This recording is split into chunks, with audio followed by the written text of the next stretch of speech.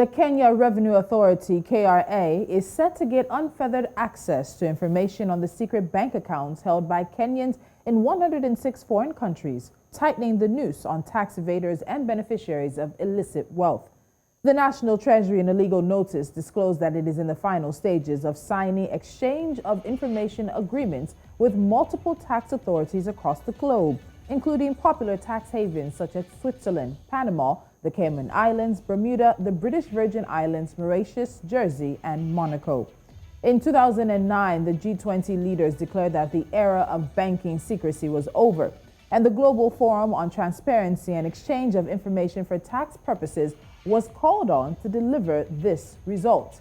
10 years on, the Global Forum has nearly 160 member jurisdictions and has achieved massive progress in implementing international tax transparency and exchange of information standards. With the strong backing of the G20 and the Organization for Economic Cooperation and Development, OECD, the Global Forum has produced the most impactful international project against offshore tax evasion in history. For Kenya and Kenyans, particularly those abroad, the regulations go into effect in 2022. It will compel banks, trusts, and other financial institutions to report information about foreigners holding accounts and assets to tax authorities from their home countries. This means that the Kenya Revenue Authority will be able to access accounts of Kenyans who have money in foreign countries and also submit information about foreigners with wealth in Kenya. Today, we're looking at how Kenya is going after tax evaders. I'm Tolulope, Adeleru-Balogun. Welcome. This is Business Edge.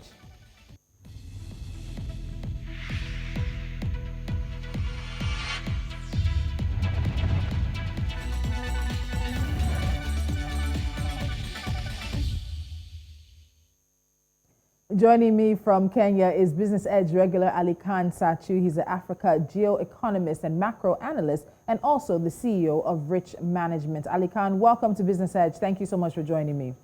It's a pleasure being with you. Thank you for having me. All right, let's start with a bit of a background on the tax issue, particularly with Kenya. How big of an issue is tax avoidance or evasion for Kenya, particularly when it comes to Kenyans outside of the country? So I think, this is a phenomenon which is a worldwide problem. I think in Kenya it is a large issue as people have shielded wealth abroad. And, there has been a lot of utilization of these tax havens. So I think Kenya is seeking to keep itself in line with international norms. Of course, in this type of situation, money finds places where it can remain hidden. A lot of money will obviously move from the jurisdictions you mentioned into other more well-protected jurisdictions, I suspect. So I don't know how much of a money maker this is going to be for Kenya Inc., but I think it just speaks to Kenya seeking to be in line with international norms, and particularly because of its intention to create a financial center here in Nairobi. And I think it would want to be aligned with global regulatory best practice. For most people, when they think of taxes, they think of in-country taxes. But Kenya also operates a source-based tax system, meaning that income is only subject to tax in Kenya if accrued or derived from Kenya. But there are some exemptions to this, and this is the money that Kenya or the KRA will be able to go after. So talk to us about these exemptions that the KRA can go after when it comes to Kenyans and maybe Kenyan businesses. So the idea is, the KRA can go after investments which have been made abroad but derived from income based in Kenya. I think the KRA at the moment is trying to grab as much tax as it can, given the economic scenario. It's not clear to me that there is an enormous amount of tax legally collect in this situation. I think it's going to prove a lot more noise and have a powerful signaling effect rather than a meaningful amount in collections.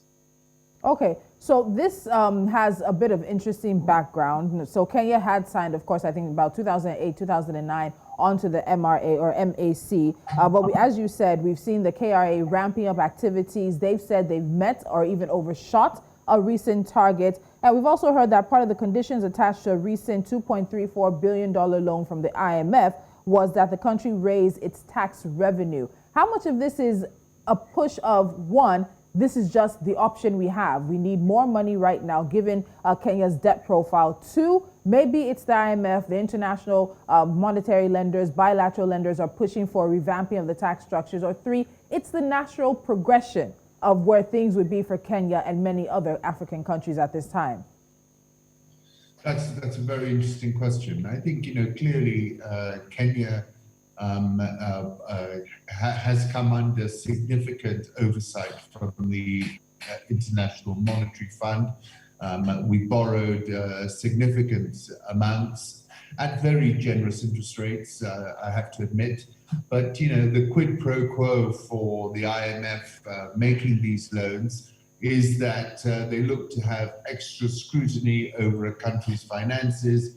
You lose some sovereignty to the IMF as they demand a slew of reforms. Part of those reform programs have been increasing, as you said, the tax collection percentage within the economy. A challenge here really is, the Laffer curve. How much extra tax can you collect in an environment where the economy has been quite soft? There is a perception out there that somehow Africans are not paying their fair share of tax. And I would turn that on its head and say, look, we also need to see our tax being effectively spent, and that will encourage better tax compliance. I don't see Kenya as being a non-compliant country in terms of tax collection. The KRA have done a good job in a very difficult economy. But it's like a lemon, you can squeeze it so much, and I'm just not sure how much more juice there is for the KRA to squeeze.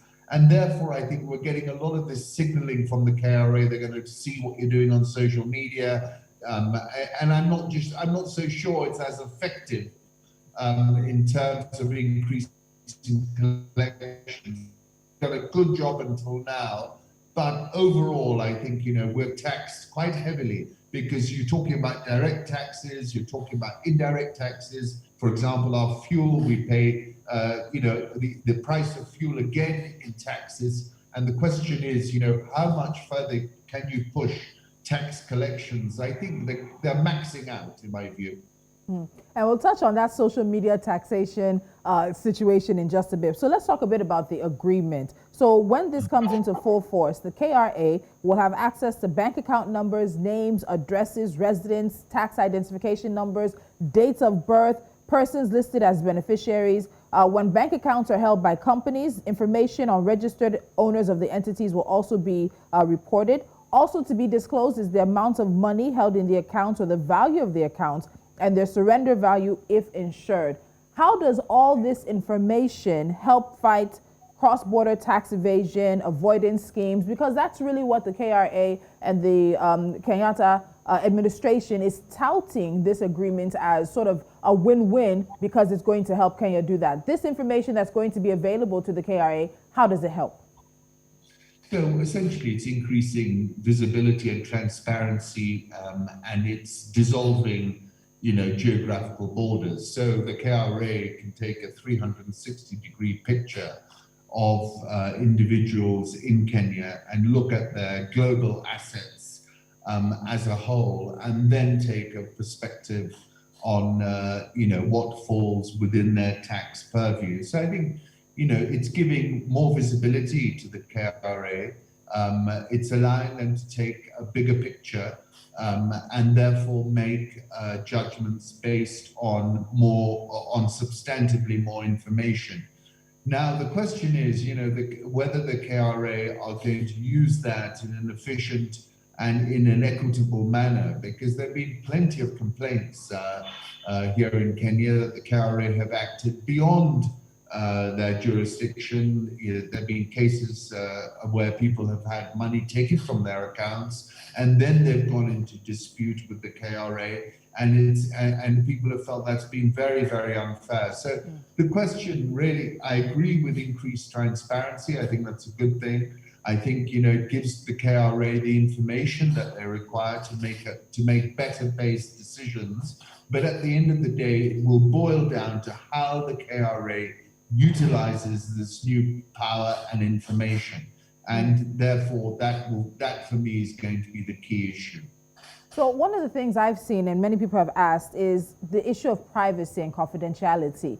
Do bank account holders not have some measure of privacy, an expectation that their information will not be shared without their approval? And while some may call it banking secrecy, others say there's an expectation in the contracts of confidentiality, except there's a court order for that information to be released. How does any of this play into this conversation around exchange of information? Absolutely, I couldn't agree with you more. I think it's personally, I think that the pendulum has swung far too far, and we're allowing agencies far too much intrusive capacity into our affairs.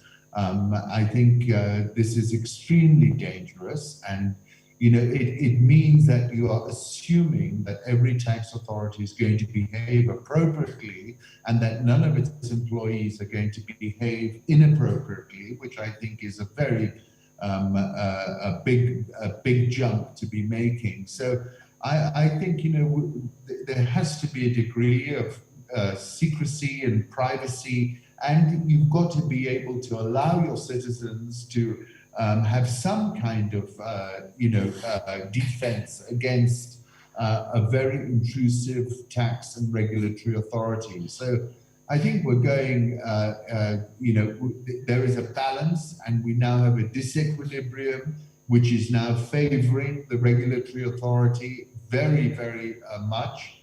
And also bear in mind, the world is not a uniform, flat regulatory environment. People will move their money to places where where banks are more prepared to balance that privacy issue out. And at the moment, you can see that money is flowing into places like the UAE and other jurisdictions, which to date have been more forceful in pushing back against these rules. Interesting. All right, before we go for a break, let me ask you about this. So financial institutions will also be required to probe all existing accounts with balances of about 28.22 million Kenyan shillings and above. That's a very specific number. Is there anything special, anything attached to that amount? No, I think they just took a dollar amount, I suppose, and it's probably around $250,000. And they've converted it into Kenyan shillings, I think, at the prevailing exchange rate. I don't see any other reason for that. I mean, at least that amount is kind of reasonable if it's in the case of an individual. But, I think, this will be a very interesting topic and subject. We've gone down this route of more and more regulations, but ultimately, what do you want to achieve as a country? Is you want your economically, they will pay more taxes, and for them to also see where their taxes are being spent. And I think that should be the end objective of every tax authority. It's, this sort of very childish approach where you think everyone's misbehaving does not necessarily have an optimal outcome. All right, Ali Khan, hold the line. We're going to come back. And when we come back, the conversation moves to social media. As Kenya is expecting this information to be shared with it, the country will also be sharing information with about 130 jurisdictions globally following the ratification of the Mutual Administrative Assistance in Tax Matters. But East Africa's largest economy didn't wait on this convention to go after defaulters. Kenya went to look for them on social media. The details after this.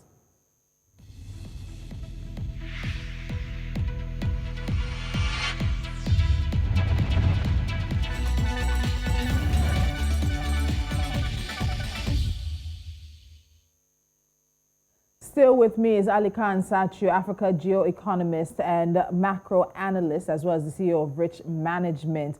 Now, the KRA has confirmed that it uses communication technology to enforce tax compliance, including blockchain, artificial intelligence, machine learning, and data mining technologies.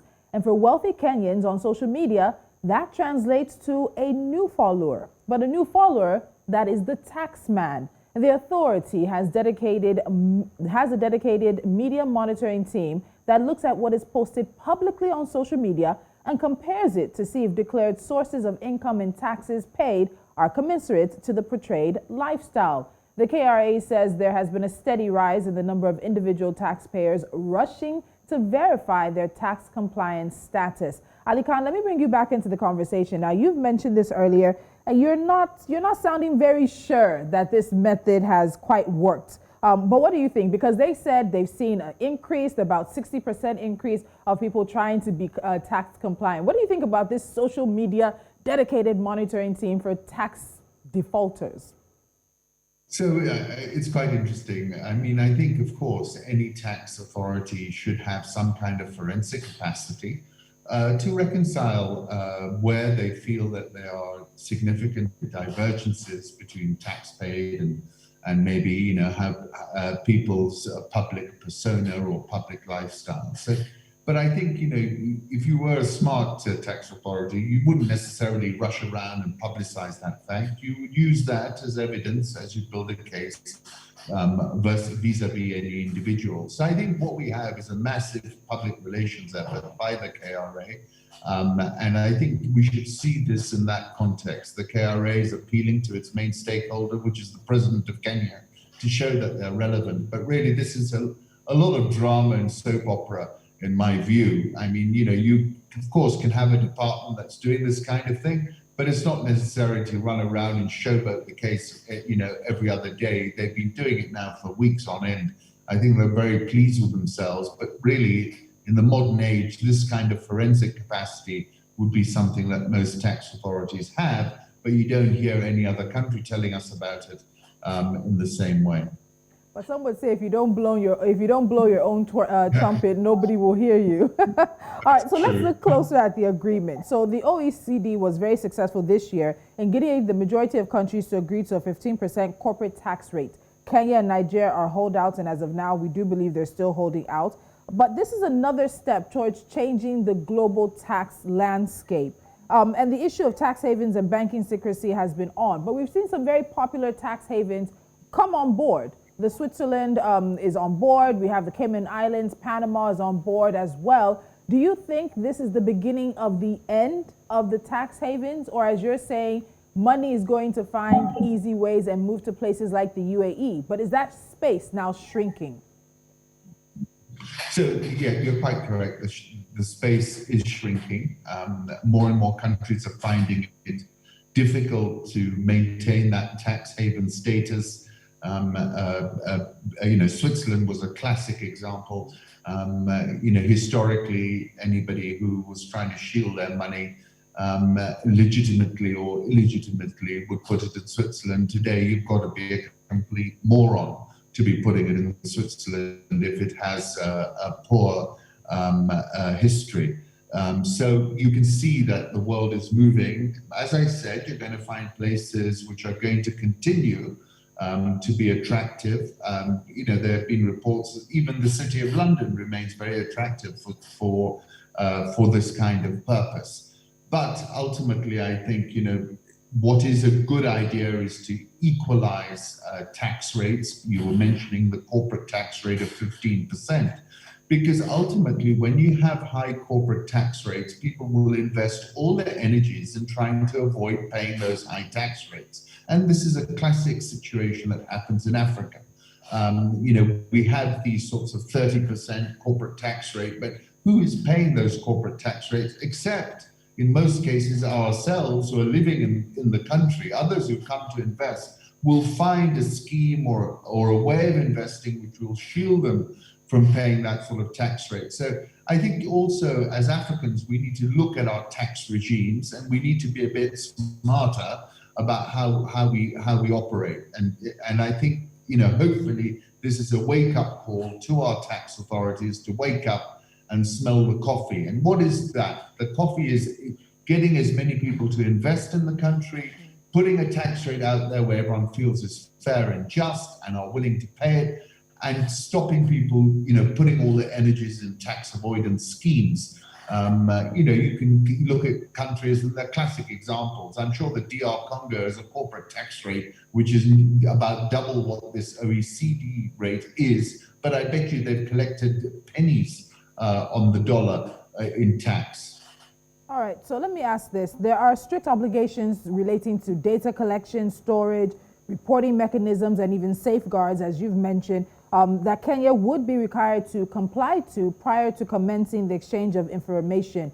Do you think Kenya is ready at this time? Does the country have the infrastructure in place to ensure compliance with the convention? What kind of challenges would you anticipate Kenya possibly running into in order to bring this into force?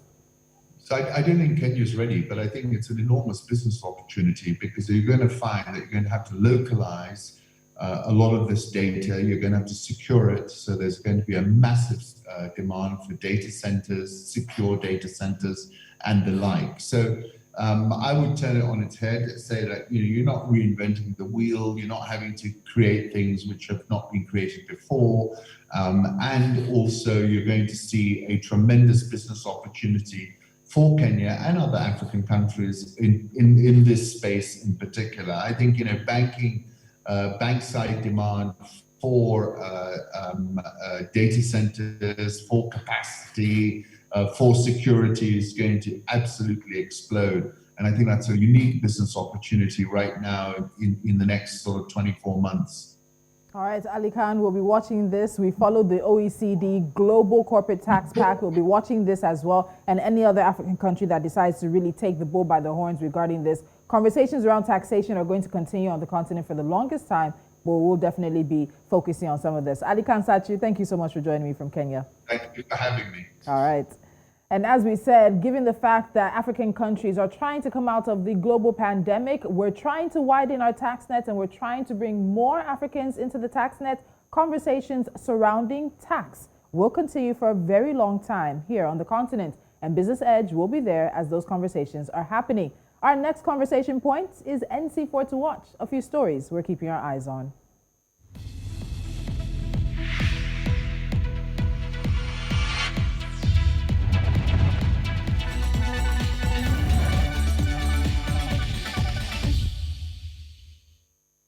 And our first story on NC4 to watch is about East Africa's largest economy, where rich countries have now said no to Kenya. They have rejected Kenya's bid to extend the 32.8 billion Kenyan shilling debt repayment holiday to December. And this includes countries like China. Now, the Kenyan Treasury had told the IMF that Kenya applied for suspending the payments of $42.8 billion, billion shillings in loans between July and December, but only received relief of 10 billion shillings.